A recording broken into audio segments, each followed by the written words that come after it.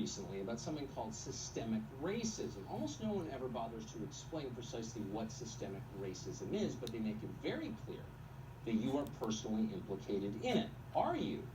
Well, here's the test. Ask yourself and be honest. Have you ever mistreated someone because of his race? If you have, you should atone for it. You ought to find the person you wronged and do your very best to make it better.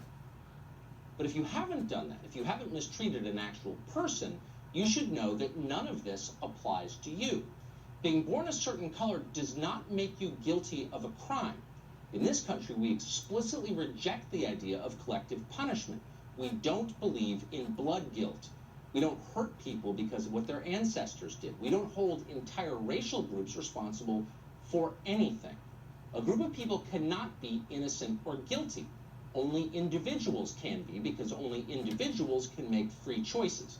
Just because you happen to be standing in a liquor store when it got robbed doesn't make you an armed robber. That truth is the entire basis of Western justice. It's the one thing we should never abandon in this country.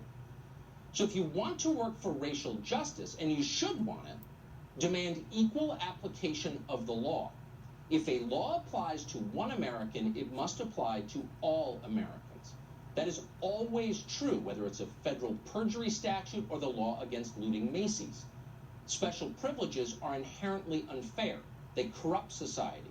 They corrode social trust. Giving people a pass because of who they are is not an act of compassion. It's the definition of injustice.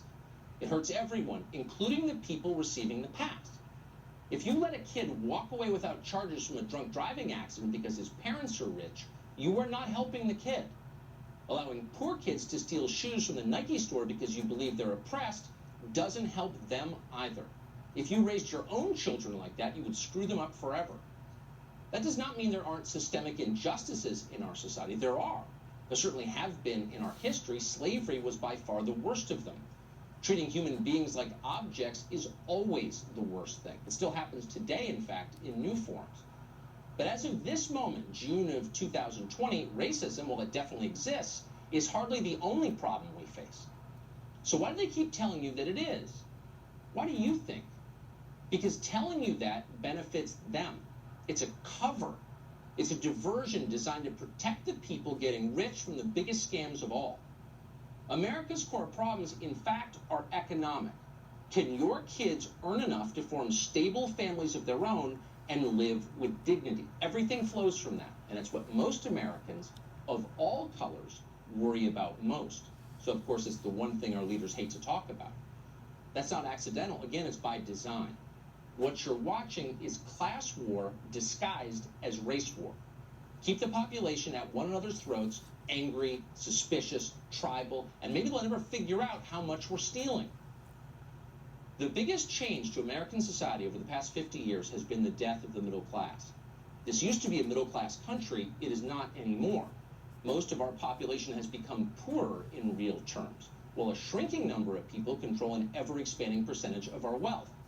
That means that fewer Americans overall have a meaningful stake in the society, and more are dependent. That makes the country much more volatile than it once was. These riots really shouldn't surprise you. It's hard to know exactly who is responsible for these sad changes to America, but it's very easy to see who's benefiting from them.